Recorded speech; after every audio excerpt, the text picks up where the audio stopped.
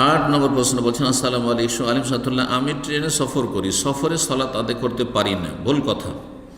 সফরে সালাত আদায় করতে হবে যে কোনো অবস্থায়, দাঁড়িয়ে হলে দাঁড়িয়ে, না হলে বসে, বসে না হলে শুয়ে শুয়ে।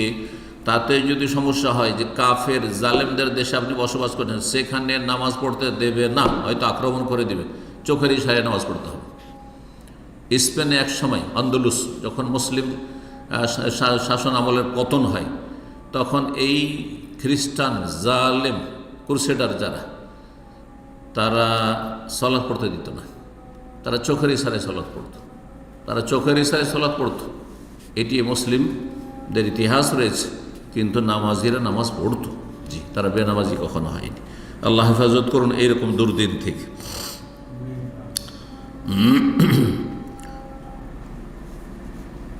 বলছেন যে সফরে কিভাবে সালাত আদায় করতে হয়।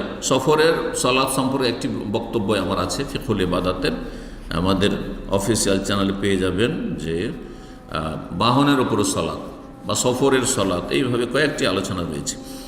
কিবলা কিভাবে ঠিক করতে হয়। কিবলা যদি প্রথমখানে যখন তকবীরে তাহরিমা দিবেন কিবলামুখী হতে পারলেন তাহলে হয়ে যাবেন, আর যদি না হইতে পারেন যে কোনো অবস্থায় ওয়াক্ত পার হওয়ার আগে সালাত পড়ে নিতে হবে। জি, কিবলার উল্টো দিকে আপনার ফ্লাইট যাচ্ছে, ট্রেন যাচ্ছে, কোনো চিন্তা নেই, আপনি সালাত শুরু করে দেন। ফাত্তাকুল্লাহ মাস্তাতা, যথাসাধ্য আল্লাহকে ভয় করো।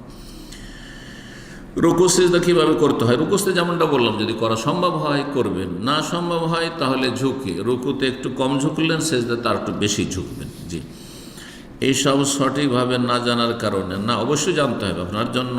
হ্যাঁ, সালাতের আহকাম জানা জরুরি, বিধিবিধান জানা জরুরি। 9 নম্বর প্রশ্ন বলছে,